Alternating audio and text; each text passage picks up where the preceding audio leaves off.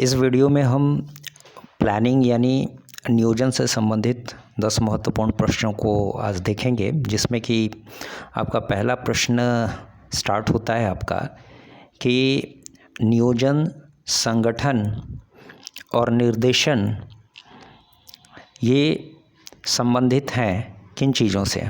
निम्नलिखित में से किन चीज़ों से संबंधित हैं? तो ए प्रबंध के कार्य, बी प्रबंध के उद्देश्य, सी प्रबंध के परिणाम और डी उपरोक्त सभी। तो इसका आंसर होगा आपका ये प्रबंध के फंक्शंस यानी प्रबंध के कार्यों से संबंधित होते हैं। तो ये आपका जो ए है ये इसका आंसर होगा। अगला क्वेश्चन है आपका क्वेश्चन नंबर 2, प्रबंध का कौन सा कार्य बिना नियोजन के अस्तित्व में नहीं रहता? ए संगठनात्मक, बी स्टाफिंग, सी निर्देशात्मक और डी नियंत्रणात्मक। तो प्रबंध का कौन सा कार्य है जो अस्तित्व में नहीं रहता? तो डी होगा नियंत्रणात्मक। ये कार्य अस्तित्व में नहीं रहता है। प्रबंध के कार्यों में सबसे महत्वपूर्ण कार्य नियोजन होता है। बिना नियोजन के प्रबंध शून्य होता है और नियोजन का प्रथम कार्य ये है और अंतिम कार्य नियंत्रण है। तो इसीलिए नियोजन में यह निश्चित किया जाता है कि क्या करना है, कैसे करना है, कब करना है। नियंत्रण कार्य समाप्त पर यह देखा जाता है कि कार्य उसी तरह से हुआ है जैसा कि नियोजन में तय किया गया था। चलिए अब नेक्स्ट क्वेश्चन देखते हैं हम लोग। क्वेश्चन नंबर 3 के बारे में, निम्नलिखित में से कौन सी एक व्यवसाय पूर्वानुमान की तकनीक नहीं है? बजट, लागत मानकों का निर्धारण, सी लाभ नियोजन और डी वित्तीय विवरणों का प्रस्तुतिकरण। तो आपका डी है वित्तीय विवरणों का प्रस्तुतिकरण। ये आपको एक व्यवसाय पूर्वानुमान की तकनीक नहीं है। इसके पीछे कारण क्या है कि व्यावसायिक पूर्वानुमान हमेशा ही व्यावसायिक क्रियाकलापों के नियोजन का महत्वपूर्ण आधार रहा है। ठीक है, व्यवसायी हमेशा अपने पिछले अनुभवों और वर्तमान परिस्थितियों के आधार पर ही भविष्य के लिए समायोजन करता है।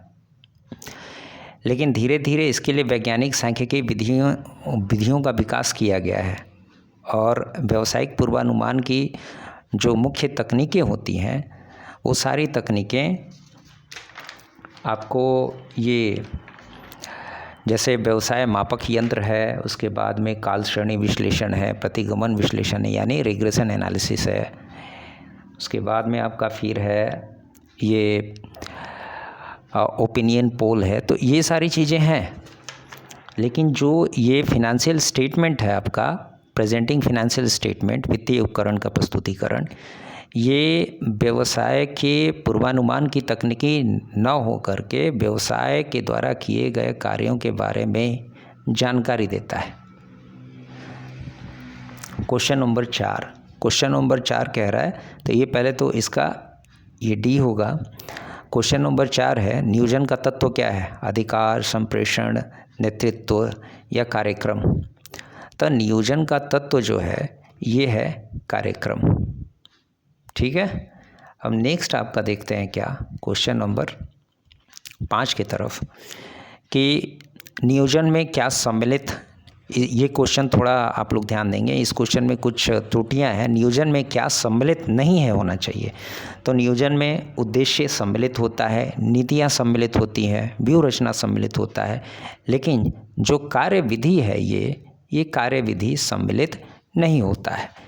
ठीक है, नियोजन में क्या सम्मिलित नहीं होता है? तो ये कार्य विधि सम्मिलित नहीं होते, बाकी उद्देश्य, नीति निर्धारण और व्यूह रचना ये तीनों सम्मिलित होते हैं। अब अगला को प्रश्न चलते हैं, प्रश्न संख्या 6 के बारे में, SWOT क्या है? तो SWOT के बारे में हम चलेंगे। तो SWOT जो है ये आपको नियोजन के विश्लेषण उपकरणों, ये SWOT जो है ये आपको नियोजन के लिए, संगठन के लिए, व्यूह रचना के लिए और नियंत्रण के लिए किस चीज़ से ये संबंधित होता है?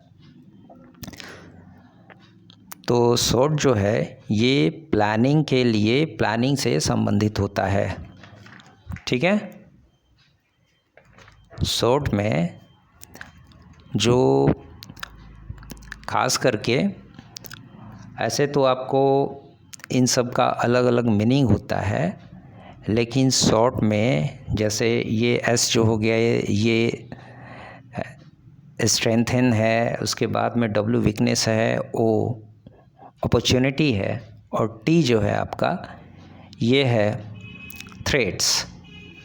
तो ये किन चीज़ों से सम्मिलित होता है, तो इसको हम लोग कह सकते हैं कि ये नियोजन से संबंधित होता है।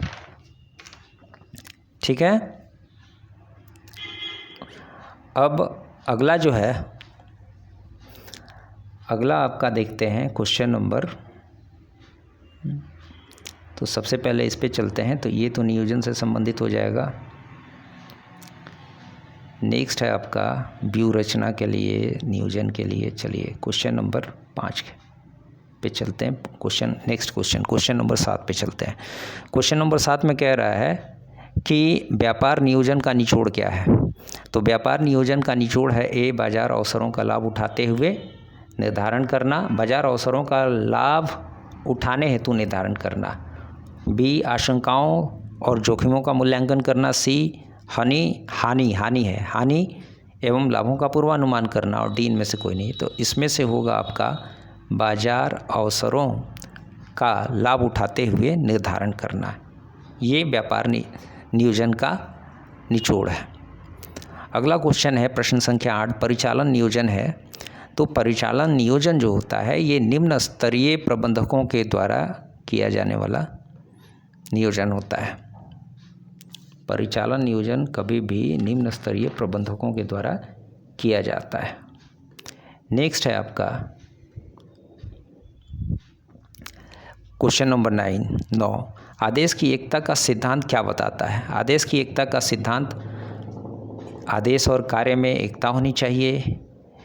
बी, एक अधीनस्थ को केवल उसके निकटस्थ रेखा अधिकारी से आदेश मिलना चाहिए।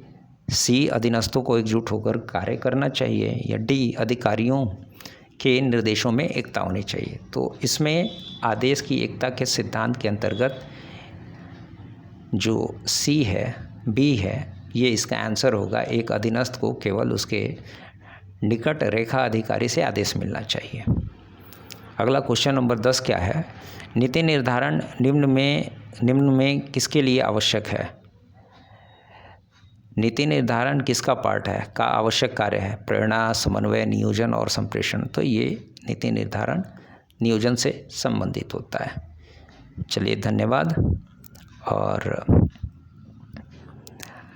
नेक्स्ट वीडियो में इस चीज़ को हम दोबारा से देखेंगे।